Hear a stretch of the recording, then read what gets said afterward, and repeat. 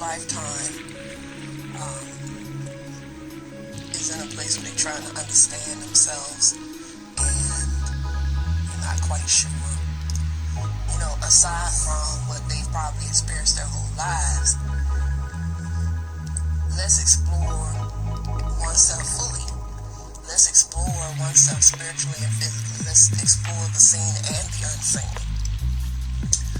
In my view, scientifically, practically, the spiritual approach is learning your personal astrology and your connection to these energies that forever float around, and learning that about yourself brings a broader sense of awareness. I think that it also validates a lot of stuff, things that may have happened in one's life, throughout their lives, and it probably was like, oh, I never realized that was, a part of me, I just did it. And that's what it is. Everything is pretty much innate.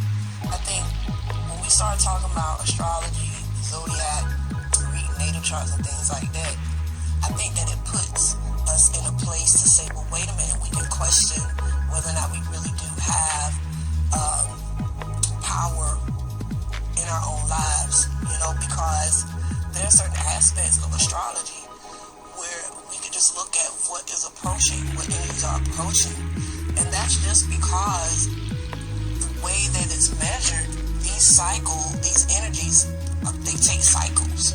This is my understanding. And if it's a cycle, that means that it doesn't change. The energies still do what it do, So if that is being said, and we can look at a person on sort of a cosmic chart, we can see what's approaching from here till next year. That is a form of prediction. But the only reason we see it as a prediction is because we've been kind of taught that there's no way that you can predict the future, right?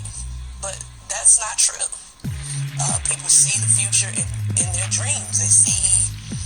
They predict things that may happen, could happen, and if they don't address them, then they actually do happen, that kind of thing. Some things we do have some control of. Why? That's what makes us creators too. That's my view. So, a natal chart, I think, is a great start for individuals. Who,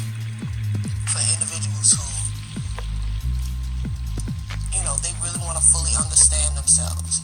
So, keep that in mind. There's a spiritual and a physical. There's a seen, there's an unseen. There are different things always at play.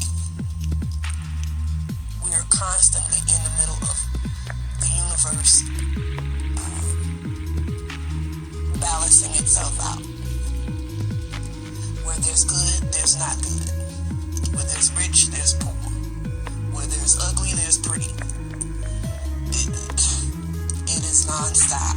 So let's continue to explore astrology as a method of self-improvement, of self-evolvement, for self-understanding, for deeper healings. Because to be human does not mean to just be physical.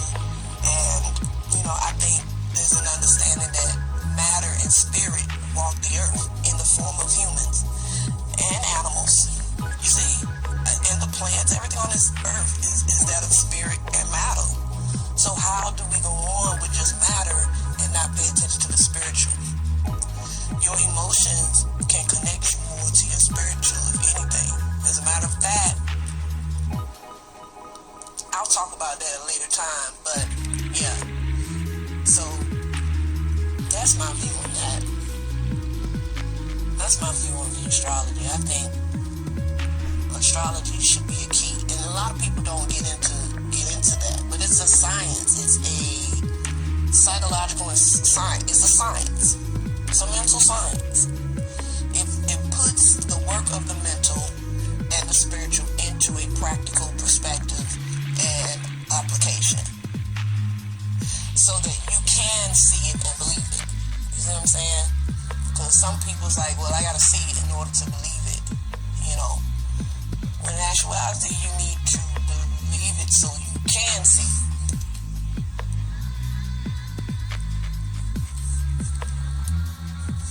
So, if you believe that there is two forces at play all the time, then it makes no sense to not deal with the zodiac.